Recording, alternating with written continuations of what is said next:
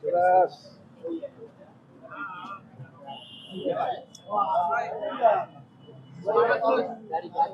Saya memutuskan untuk melaporkan Andi Aswan dan Irjan Laurentius Irjan Bu ke Polda Metro Jaya. Soal pasalnya apa nanti kita akan lihat kepada penyidik di dalam ya, kepada pihak SPKT di dalam untuk memberikan saran-saran masukan dan kepada kuasa hukum saya serahkan. Tetapi yang paling parah itu Andi Aswan telah mengatakan bahwa saya wartawan palsu, pers saya itu palsu, yaitu kartu ini, mengatakan itu di TV nasional yaitu di Garuda TV.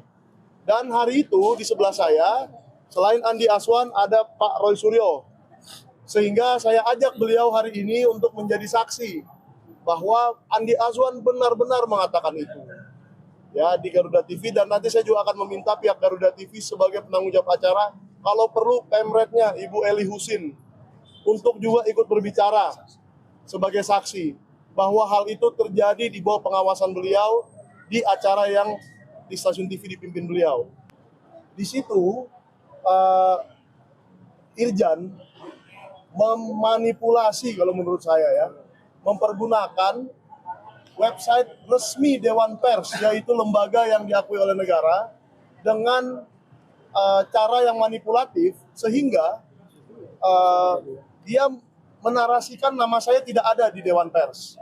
Nah, dia sengaja menuliskan nama saya dengan salah dan menertawakan sehingga terciptalah narasi bahwa saya bukan wartawan. Perlu saya tegaskan bahwa langkah yang diambil oleh Mas Michael ini bukan balas dendam ya. Karena Bang Andi Azwan sudah melaporkan Bang Michael di Polres Jakarta Selatan. Jadi ini bukan dalam rangka balas dendam, tidak ya. Tetapi ini benar-benar dalam rangka kita menegakkan hak-hak seseorang warga negara yang ketika dituduh dalam suatu forum televisi dan itu disiarkan kepada rakyat Indonesia, maka perlu dimintai pertanggungjawaban ketika bahasanya itu tidak sesuai dengan fakta yang sebenarnya. Andi Azwan telah membangun satu narasi pada saat debat di Garuda TV bahwa Mas Michael ini wartawan gadungan. Nah, langkah yang dilakukan oleh Mas Michael kemudian adalah meminta klarifikasi dari Dewan Pers terkait dengan status dia sebagai seorang wartawan. Sehingga terjawablah tuduhan yang dialamatkan oleh Andi Azwan bahwa Mas Michael ini wartawan gadungan. Maka ketika sudah mendapatkan klarifikasi resmi dari Dewan Pers, berarti Andi Azwan telah melakukan suatu dugaan tindak pidana pencemaran nama baik. Nah, ini satu pasal 310, pasal 311 KUHP, ancaman pidananya di bawah 5 tahun penjara. Kemudian juga 27A Undang-Undang ITE terkait dengan fitnah, dan ancaman pidana terberat yaitu pasal 28 ayat 2, pasal 28 ayat 2 Undang-Undang ITE, ancaman pidana 8 tahun penjara, yaitu menghina suatu golongan. Nah, ini kan golongan profesi, yaitu wartawan. Menghina profesi. Jadi 28 ayat 2 Undang-Undang ITE itu juga akan dilaporkan karena ancaman pidananya 8 tahun, dan kalau kemudian ditetapkan sebagai tersangka bisa dilakukan penahanan. Terima kasih. Status saya ya dalam kasus ini adalah sebagai saksi kunci atau saksi yang orang yang mengetahui langsung. Karena ini penting ya. Pelapor yaitu Saudara Michael Benyamin Singaga ada orang yang mendengar langsung pada saat itu. Jadi bukan pada kasus seperti yang saya alami. Orangnya hanya melihat di televisi, kemudian dia berusaha tahu ini tanggal berapa sampai tanggal enggak. Saudara Michael dan saya mengalami sendiri peristiwa itu pada hari Rabu tanggal 8 Oktober 2025 di lantai 5 salah satu gedung pertokoan di Jakarta Pusat yang ada di gedung Sarinah ya di Jalan Tamrin ya. Itu peristiwanya kira-kira di atas pukul 7:30 ya, itu peristiwa terjadi. Kualifikasi pelapor adalah jelas, dia juga mengalami sendiri, jadi clear betul pasal 310 311 ya, bukan seperti sebelah sono ya yang tidak melihat langsung, tidak mendengar langsung, hanya mengalami masukan-masukan dari orang-orang lain. Saudara Mike benar, dan saya selaku saksi, saya melihat dengan mata kepala sendiri, mendengar dengan telinga saya sendiri. Jadi clear betul, saya ada di situ. Dan ada 2 orang yang memang dilaporkan. Andi Azwan memang berada di situ. Tapi yang satu lagi yang namanya Irjan, siapa tadi? Laurentius Irjan Buung. Ya, itu adalah membuat tayangan di podcastnya, namanya Mo1 TV. Itu yang bahasanya lebih kasar. Bahasanya beliau itu makanya dikenakan Undang-Undang ITE, ya, karena dia mengunggah dan kemudian menyebarluaskan. Ya, itu jelas. Pasal yang tadi disampaikan oleh Pak Gafsir Haji adalah jelas betul ketika ada pasal yang dia menghina 27 dan 28. Itu clear banget ya gitu. Kalau yang 13 saya mendengar langsung, saya bisa menjadi saksi, dan nanti kalau untuk menilai tayangan yang ITE itu, tayangan podcast itu, nanti pasti ada ada ahli ITE, ada ahli bahasa dan lain sebagainya. Jadi jelas betul bahwa apa yang mereka lakukan itu sungguh-sungguh sebuah hal yang masuk pada pasal-pasal di dalam Kitab Undang-Undang Hukum Pidana kita dan juga masuk ke dalam Undang-Undang Informasi dan Transaksi Elektronik. Saya support betul Mas Michael dengan Sinaga dan juga teman-teman lawyer yang membersamai. Pakar bagus. Nunduk.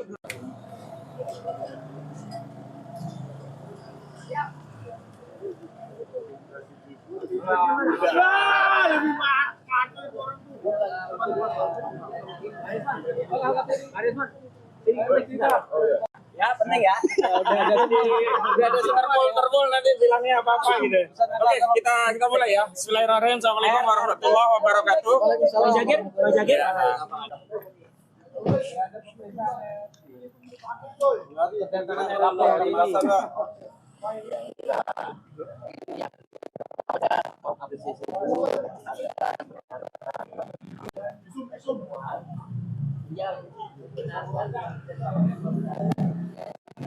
Saya, Dr. Ismon, tadi juga ada Dr. Tifa, kemudian bersama Pak Kosinudin selaku koordinator dari tim non-litigasi. Di samping saya yang 2 hari yang lalu barusan landing kembali ke Indonesia, ya Prof. Denny Indrayana dan timnya dan semua yang ada di sini, termasuk Pak Gafur, Pak Safri dan teman-teman semuanya.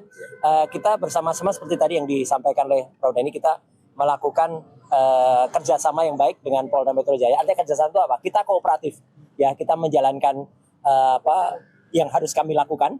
Jadi dulunya seminggu itu 2 kali, tapi alhamdulillah sekarang sudah seminggu sekali. Dan kami juga seperti tadi disampaikan Bang Kosinudin, kami juga menyampaikan surat untuk gelar perkara. Kami merespon rencana dari yang kemarin disampaikan oleh Komisaris Besar Polisi Pak Budi untuk gelar perkara khusus. Kami juga menyampaikan menindaklanjuti nanti ingin berkonsultasi tentang berapa ahli yang kami ajukan. Alhamdulillah tadi penyidik juga kooperatif sangat, dan ini bagian dari upaya kita untuk menegakkan hukum dengan mitra penegak hukum lainnya, karena advokat dan polisi itu sama-sama penegak hukum. Yang kedua, kami juga sudah sounding tentang ahli dan juga gelar perkara khusus mana dulu yang kemungkinan akan dilaksanakan. Jadi memang oleh penyidik dijawab opsional ya, bisa gelar perkara khusus duluan, tapi mungkin juga bisa pemanggilan keterangan ahli dan saksi yang meringankan lebih dulu. Dan tentu saja bagi kami kewenangannya kami serahkan sepenuhnya kepada Polda Metro Jaya. Yang jelas kami siap untuk menindaklanjuti baik apakah itu gelar perkara khusus atau pemeriksaan ahli.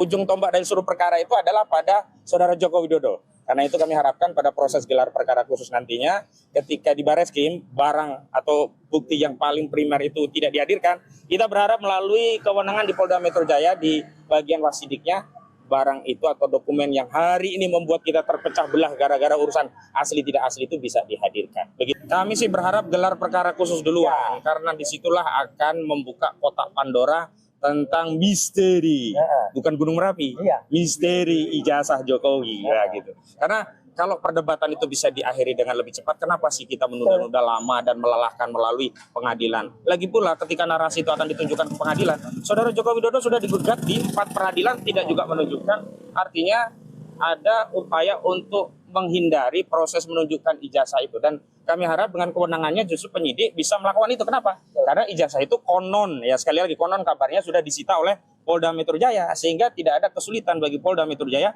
untuk menunjukkan ijazah itu. Kecuali Polda juga ikut menutup-nutupi kasus ini biar lebih lama, biar terhindar dari sanksi pidana, karena orang kalau ketahuan memalsukan dokumen dan objeknya jelas itu palsu, dia kena pasal 263 KUHP ya. Dan problemnya bukan hanya itu, berarti dia telah menipu seluruh rakyat Indonesia begitu. Dengan poin gelar perkara khusus ini akan jadi penting nih Bang. Penting sekali. Nanti kalau ditolak oleh Polda bagaimana? Nah, lagi-lagi ya, kalau kewenangan itu ada pada mereka. Bahwa permohonan dalam tanda kutip tuntutan kami, tentu kita berharap itu dibuka. Karena begini, kalaupun itu ternyata asli, kami juga akan memberi nasihat kepada klien kami. Loh, Pak Roy udah ditunjukkan, ternyata ada embossnya, ternyata watermarknya benar, ternyata fotonya bukan yang kacamata, begitu. Wah, berarti apa yang selama ini ditunjukkan Bohong. Jadi dua-duanya tetap ada resiko begitu. Teman-teman, kenapa persoalan keaslian atau kepalsuan ijazah Saudara Jokowi ini sudah berumur lebih kurang 11 tahun. Karena itu sudah menjadi isu sebenarnya sejak 2014. Maka argumentasi bahwa akan dibuka di pengadilan itu pun sudah berkali-kali tidak dilaksanakan. Hukum akhirnya hanya menjadi alat instrumen benteng prosedural saja. Kemarin di salah satu siaran televisi diberitakan ada 7 gugatan sebenarnya yang terkait dengan ijazah, dan 7-7-nya tidak bisa menghadirkan ijazah asli.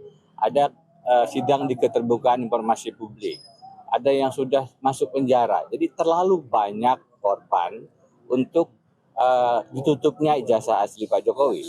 Kalau kemudian dikatakan itu ada data pribadi, saya katakan data pribadi apa yang tidak diketahui publik di situ?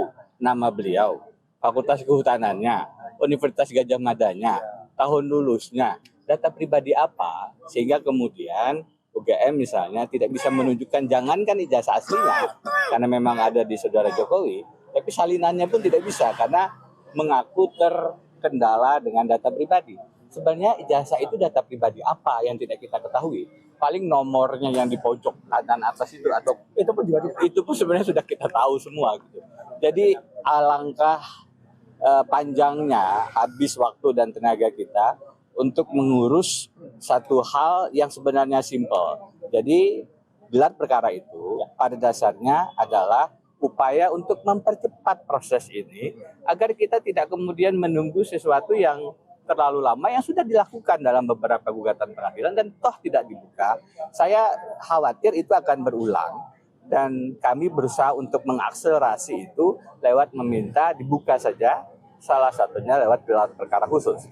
Karena kami tersangka dan belum pernah dituduhkan melakukan penyamaran nama baik terkait dengan menyatakan ijazahnya palsu. Kemudian kami tidak pernah ditunjukkan aslinya, disitulah letak adanya proses yang unfair. Itulah indikasi kriminalisasinya. Mari sama-sama kita jaga proses ini independen, proses ini adil, bagi tersangka, bagi semua, bagi rakyat untuk mengetahui, dan karenanya digelar perkara khusus itu menjadi penting untuk menghadirkan satu-satunya yang sampai sekarang belum pernah kita lihat setelah 11 tahun sejak 2014, sejak pertama kali ini muncul ijazah asli Saudara Jokowi.